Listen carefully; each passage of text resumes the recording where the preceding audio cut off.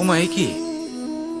আমি কখন থেকে এখানে অপেক্ষা করছি, হাত পেতে দাঁড়িয়ে রয়েছি যাতে একটা ফল আমার হাতে এসে পড়ে এবং সেটা আমি খেতে পারি। কখন থেকে অপেক্ষা করছি, কিন্তু সেটা হচ্ছেই না। এবার আপনি বলবেন যে এসব কি বলছি, এ কি অদ্ভুত কথা বলছি। যদি ফল খেতে হয় তাহলে আমাকে বৃক্ষে চড়তে হবে, ফলের কাছে পৌঁছতে হবে, তবেই তো ফল পাবো। এবারে এটা অত্যন্ত সহজ ব্যাপার, কিন্তু এই বিষয়টা আপনি নিজের জীবনের প্রসঙ্গে ভেবে দেখুন। লক্ষ্য কোথায় আছে আপনি জানেন, সেই লক্ষ্যে পৌঁছানোর পথ কি সেটাও আপনি জানেন, সেই পথে চলার ক্ষমতাও আপনার রয়েছে, কিন্তু তাও আপনি নিজের লক্ষ্য লাভ করতে পারছেন না। কেন? কারণ আপনি অপেক্ষা করছেন যে লক্ষ্য আপনার সামনে চলে আসবে, কিন্তু তা হয় না।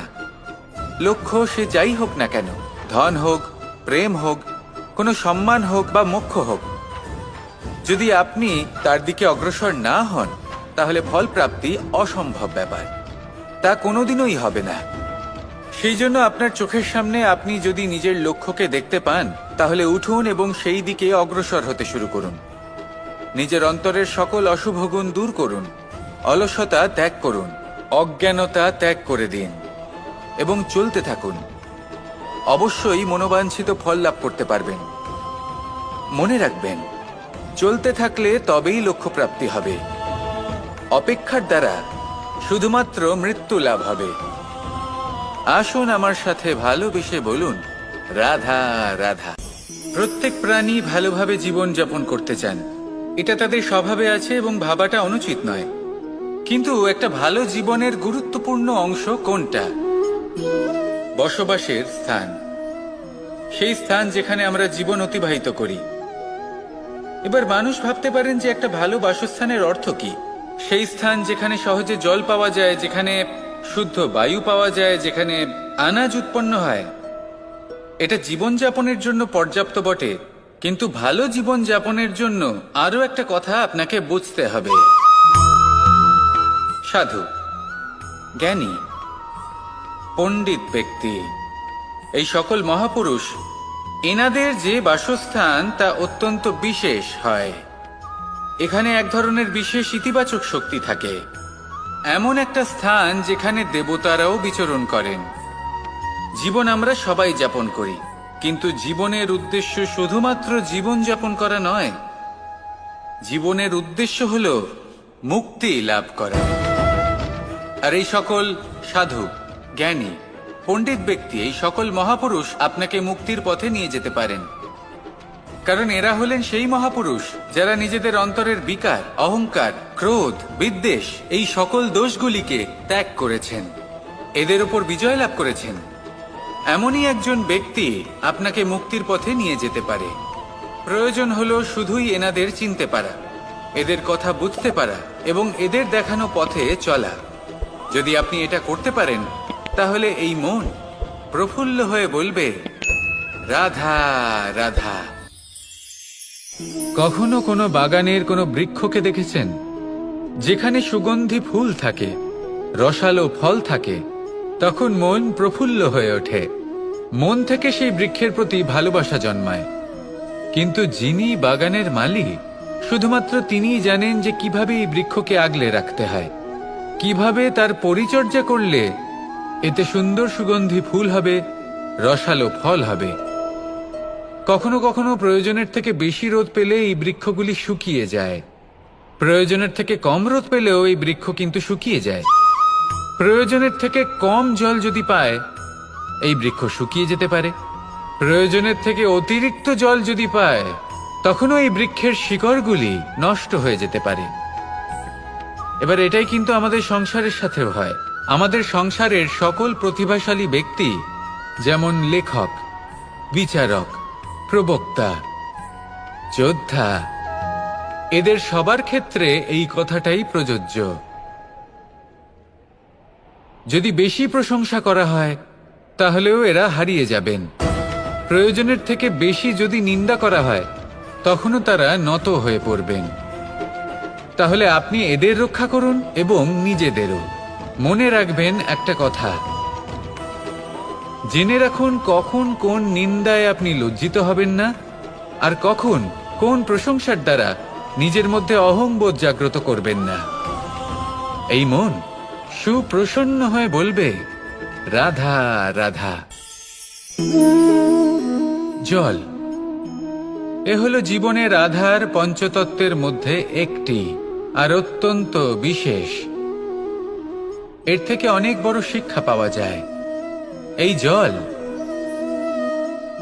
গন্তব্যের বিষয়ে এর স্পষ্ট ধারণা আছে।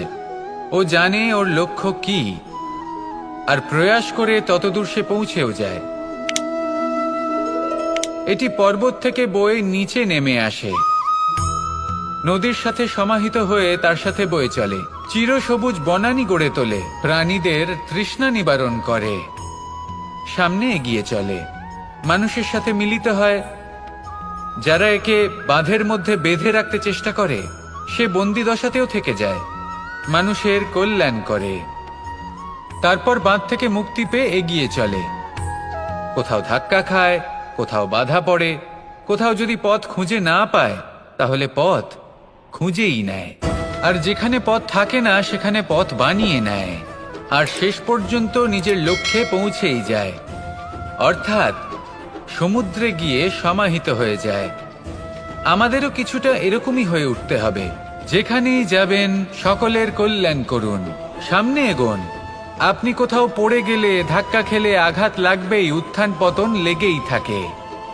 সামনে এগোতে থাকুন। কোথাও পথ না পেলে তা খুঁজে নিন, কোথাও পথ না থাকলে তা বানিয়ে নিন।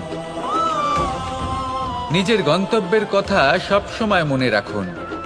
শেষ পর্যন্ত নিজের মোক্ষ লাভ আপনি অবশ্যই করবেন। আর আমার সাথে ভালোবেসে বলুন, রাধা রাধা। জীবনের প্রত্যেক মুহূর্ত আমাদের কিছু না কিছু শিক্ষা দেয়, নির্ভর করছে আমাদের দৃষ্টিভঙ্গির ওপর। যেমন নদী হলো আমার অত্যন্ত প্রিয়, নদীতে ভ্রমণ করতে আমার খুব ভালো লাগে। কি বলেন? নদীতে সবসময় নতুন কিছু থাকে, ও পুরনো কিছুই নিয়ে বসে থাকে না, সব সময় প্রবাহমান, কখনো থামে না। ততক্ষণ থামে না যতক্ষণ না সাগরে গিয়ে সমাহিত হচ্ছে। ঠিক এইভাবেই আমাদেরও উচিত নিজের জীবন অতিবাহিত করা, নদীর মতো। প্রত্যেক মুহূর্ত নতুন, তাই সেইভাবেই জীবন যাপন করুন। পুরনো কিছুই একত্রিত করে রাখবেন না, বিগত স্মৃতির মাঝে নিজেকে হারিয়ে ফেলবেন না। এই যে বর্তমান, এই যে মুহূর্ত, সেটাই হলো সর্বশ্রেষ্ঠ। এর মাঝেই জীবন যাপন করুন, নদীর মতো প্রবাহমান হতে শিখুন। আপনি শিখে গেলে তাহলে মনে রাখবেন, আমার আপনার মাঝে বিচরণ করতে বড়ই ভালো লাগবে। যে ব্যক্তি আনন্দের সাথে জীবনের প্রত্যেকটা মুহূর্ত অতিবাহিত করে, কোনো চিন্তা ছাড়াই প্রবাহমান হয়, কখনোই থামে না, যতক্ষণ না মুক্তি লাভ করছেন, এমন ব্যক্তির মধ্যেই রাধাকৃষ্ণ বসবাস করেন। তাহলে আসুন আমার সাথে ভালোবেসে বলুন, রাধা রাধা। সূর্যের প্রকাশ অন্ধকারকে দূর করে দেওয়া সেই মহানায়ক। এই সূর্যের প্রকাশ যখন পৃথিবীতে এসে পৌঁছয়, কি হয়? এই পৃথিবী জেগে ওঠে, প্রত্যেক প্রাণী জেগে ওঠে, মানুষ জেগে ওঠেন, নিজের কর্ম করেন, জীবন যাপন করেন। এই ঘুমের মৃতপ্রায় স্থিতি কাটিয়ে উঠে জীবন যাপন করতে শেখেন। এটাই হলো প্রভাব সূর্যের প্রকাশের। এবার এই প্রকাশ যে সূর্যের থেকে পাই, তিনি কি করেন? তিনি নিজেকে জ্বালান আমাদের জীবন প্রদান করার জন্য। প্রত্যেকটা মুহূর্ত তিনি তাপ সহ্য করেন, আমরা যাতে সেই প্রকাশ লাভ করি। এটাই হলো জীবনের সারমর্ম। যদি আপনিও এই সংসারে প্রকাশ ছড়িয়ে দিতে চান, তাহলে আপনাকেও তপ্ত হতে হবে, নিজে জ্বলতে হবে, সেই কর্ম করতে হবে যেটা কঠিন হতে পারে কিন্তু আসলে শ্রেষ্ঠ। তবেই এই সংসারের সেবা করতে পারবেন, সংসারকে পথ দেখাতে পারবেন। নিজের অন্তরের প্রকাশ জাগ্রত করুন, তবেই সেই সকল ব্যক্তি যারা পাপের অন্ধকারে নিমজ্জিত হয়ে আছেন, তারা জাগ্রত হবেন। সেই সকল ব্যক্তিকে জাগিয়ে তুলুন, প্রেরিত করে তুলুন সুখী হওয়ার জন্য, যারা সুখী হতে পারছেন না। সেই সকলকে প্রেরিত করুন সাফল্য লাভের, যারা সফল হতে পারছেন না। নিজের অন্তরের সূর্যকে জাগ্রত করুন, চারিদিকে শুধু প্রকাশই প্রকাশ হবে, জীবনই জীবন থাকবে, আনন্দই আনন্দ থাকবে। আর এই মন বারবার প্রসন্ন চিত্তে বলে উঠবে, রাধা রাধা। আজ আমরা দুই ধরনের ব্যক্তির বিষয়ে কথা বলবো। প্রথম জন হলেন যে প্রয়োজনের থেকে অনেক বেশি পরিমাণ ধন উপার্জন করে থাকেন। তার কাছে ততটা ধন থাকে যতটা তার প্রয়োজনও নেই, তারপরেও আরো ধন উপার্জন করতে চেষ্টা করতে থাকেন।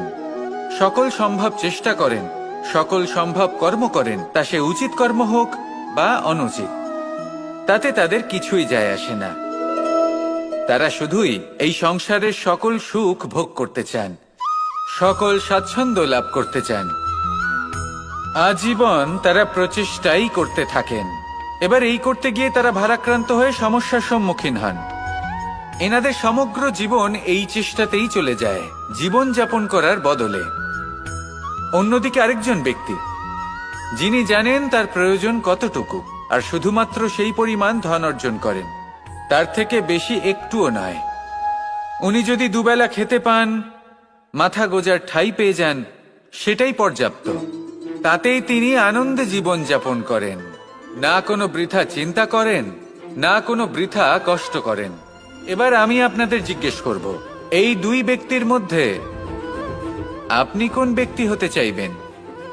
বেশিরভাগ মানুষ এটাই বলবেন যে আমরা সেই দ্বিতীয় মানুষ হতে চাই যারা সন্তুষ্ট। কিন্তু যদি মন দিয়ে দেখেন, আপনিও সেই কর্মই করছেন যা প্রথম ব্যক্তি করেন। আপনারা সবসময় চেষ্টা করে চলেছেন, এটাও লাভ করতে হবে, ওটাও লাভ করতে হবে, আমার এটারও প্রয়োজন, ওটারও প্রয়োজন।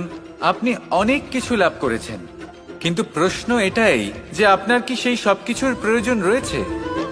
এর উত্তর আপনার অন্তর্মনে রয়েছে। আপনার মন জানে যে আপনার প্রয়োজন কতটুকু। সেখানে গিয়ে দেখুন। সন্তুষ্টি মানুষকে আনন্দ দেয়। মানুষ যতটা সন্তুষ্ট হবে, ততটাই সে আনন্দ লাভ করবে। এবার আপনাকে এই সিদ্ধান্ত নিতে হবে যে আপনি কখন আর কোথায় সন্তুষ্টি লাভ করবেন, কত কিছু লাভ করার পরে সন্তুষ্ট হবেন।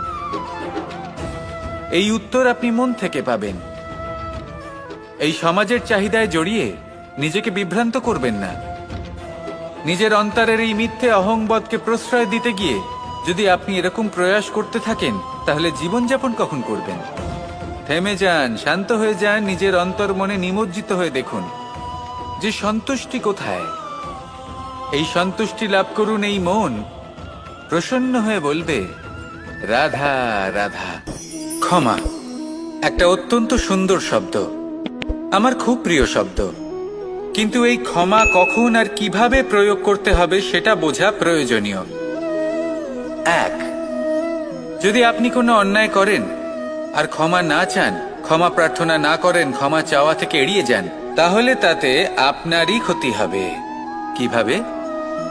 ক্ষমা না চাইলে মনের মধ্যে অহংকার জাগ্রত হয়, আর অহংকার তো প্রকৃত অর্থে আমাদের ক্ষতিই করে। দুই, কেউ যদি অপরাধ করেন, আপনার থেকে ক্ষমা না চান, তাহলে তাকে ক্ষমা করবেন না।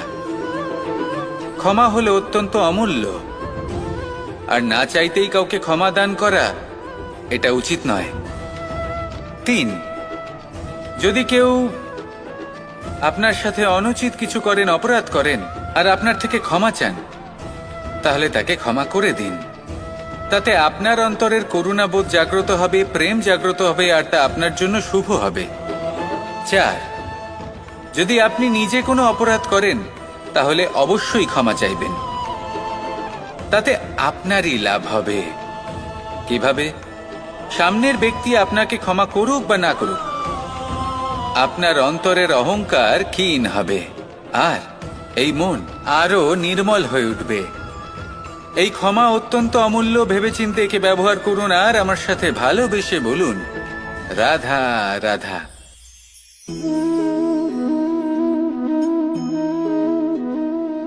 ভোজনের দ্বারাই শরীর পুষ্টি লাভ করে। ছোটবেলা থেকে আজ পর্যন্ত যাই আপনার ভোজন হয়ে থাকুক, যাই আপনার আহার হয়ে থাকুক, সেই অনুসারেই আপনার শরীর গঠিত হয়েছে। এই ভোজন অত্যন্ত গুরুত্বপূর্ণ, সেজন্য এর প্রত্যেক অংশকে বোঝা খুব আবশ্যক। প্রথম অংশ, যে আমরা কি গ্রহণ করছি। এই ভোজন কোন স্থান থেকে আসছে সেটা বুঝুন। দ্বিতীয় অংশ, ভোজন কে বানাচ্ছেন। এই ভোজন সর্বশ্রেষ্ঠ তখনই হয় যখন মাতার হাতে তৈরি করা ভোজন হয়। কিন্তু যদি মাতার তৈরি করা ভোজন আপনি প্রাপ্ত নাও করতে পারেন, তাহলে সেই ব্যক্তির ভোজন তৈরি করা উচিত যিনি সাত্ত্বিক। তৃতীয় অংশ, কোন স্থানে আপনি ভোজন গ্রহণ করছেন। যে স্থানে আপনি ভোজন গ্রহণ করছেন তা সাত্ত্বিক হওয়া উচিত। তাহলে অত্যন্ত গুরুত্বপূর্ণ। এবং চতুর্থ সবথেকে গুরুত্বপূর্ণ অংশ, তা হলো এই ভোজন আপনি যার দ্বারা প্রাপ্ত করেছেন, যেখান থেকে প্রাপ্ত করেছেন, যে স্থানে বসে আপনি ভোজন গ্রহণ করছেন তার প্রতি কৃতজ্ঞতা প্রকাশ করুন এবং ভোজন পূর্ণরূপে সমাপ্ত করুন। তবেই এই ভোজন আপনাকে সুখী জীবন দান করবে, সুস্থ শরীর দেবে, আর এই মন তা সুপ্রসন্ন হয়ে বলবে, রাধা রাধা। আমি এখানে একা এই বনে বসে আছি, বাঁশি বাজাচ্ছি। কার জন্য? কে আছেন এখানে? কেউ নেই। আমার প্রজা, আমার রাজ্য, আমার পরিবার আমার থেকে অনেক দূরে আছেন। আমি এখানে একা এই বনে বসে এই আকাশের এই রঙের, গাছের এই সব ফলের, মাটির সুবাসের আনন্দ উপভোগ করছি। কেন? আমি হলাম দ্বারকাধীশ। এমন কি রাজকীয় বা ভৌতিক সুখ রয়েছে যে আমি ওখানে পেতে পারি না? সবকিছুই পেতে পারি, তাও এখানে বনে একা বসে আছি। কোন সুখ খুঁজে চলেছি? একা থাকার সুখ। আমরা প্রত্যেকদিন অনেক মানুষের সাথে, চিন্তাধারার সাথে, কর্মের সাথে, পরিস্থিতির সাথে, সুখ দুঃখের দ্বারা বেষ্টিত থাকি। জীবনের এই চক্রে আমরা জড়িয়ে পড়তে থাকি। যতই আমরা এই সমস্যার সমাধান করি, আমরা ততই এতে জড়িয়ে পড়ি। আমরা এতটাই জড়িয়ে পড়ি যে যখন আমরা আয়নায় নিজেদের দেখি, তখন আমরা নিজেদের চিনতেই পারি না। এমন মনে হয় যেন আমরা নিজেদের হারিয়ে ফেলেছি। সেই জন্য প্রত্যেক দিন আপনি কিছু সময় নিজের সাথে কাটান একান্তে। এটা অত্যন্ত আবশ্যক। নিজের অস্তিত্বের গভীরে গিয়ে দেখতে শিখুন, নিজেকে বুঝুন। অদ্ভুত শান্তির অনুভূতি হবে। যেমন এই বায়ু, এই বৃক্ষ, এই পুষ্প, এই নিসর্গ, এদের মতো আপনিও কখনো একলা হতে শিখুন। কখনো নিসর্গের একটা অংশ হয়ে দেখুন। এই মন প্রসন্ন হয়ে বলবে, রাধা রাধা। বাহ, পুষ্পের সুবাস আমার খুব ভালো লাগে। অত্যন্ত সুন্দর হয় এই পুষ্প। এইভাবে চারিদিকে পুষ্প দেখে মন আনন্দিত হয়ে ওঠে। এবার আপনারা ভেবে দেখুন, আমার চারিদিকে পুষ্প নয়, আগুন আছে। তাহলে কি হবে? আমার শরীর কি জ্বলে যাবে না? অবশ্যই জ্বলবে।